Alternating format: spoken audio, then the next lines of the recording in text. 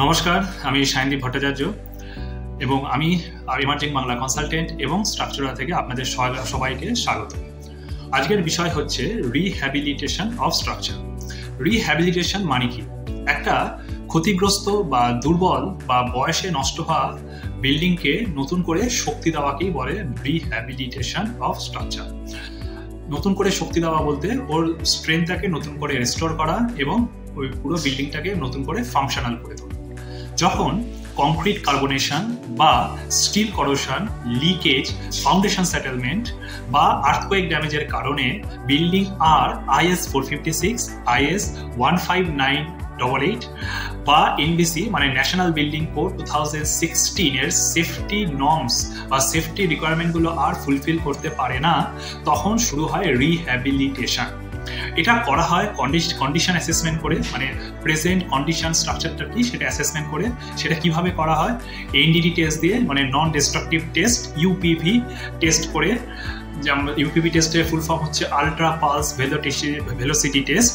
Rebound hammer core cutting করে, অথবা করা হয় ড্যামেজ ম্যাপিং করে। সেটা কিভাবে করা হয়? ক্র্যাক সার্ভে করে, করোশন চেক করে, অথবা করা হয় রুট কজ অ্যানালিসিস করে। সেটা কিভাবে করা হয়?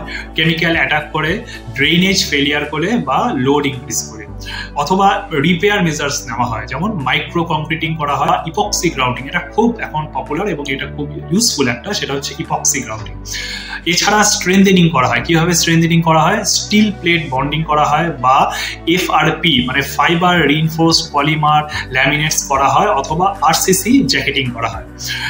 এছাড়া ডিউরেবিলিটি আপগ্রেডও করা হয়। এই রিহ্যাবিলিটেশনের মধ্যে ডিউরেবিলিটি অফ দ্য স্ট্রাকচারও আপগ্রেড করা হয়। সেটা কিভাবে করা হয়? Water proofing, anti corrosion coating, drainage correction করে।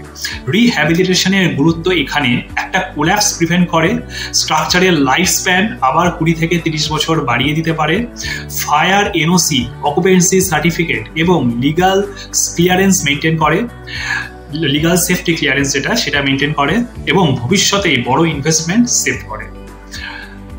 এই পুরো প্রসেস প্ল্যান, ডিজাইন এবং সুপারভিশন করেন একজন স্ট্রাকচারাল ইঞ্জিনিয়ার।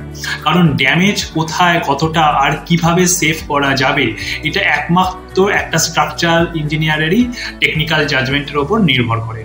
রিহ্যাবিলিটেশন শুধু একটা রিপেয়ার নয়, এটা আপনার বিল্ডিং এর একটা রিবার্থ। একটি প্রজেক্ট শুধু ইট আর সিমেন্ট নয়, এটা আপনার স্বপ্ন, আপনার পরিশ্রম, আপনার ভবিষ্যৎ।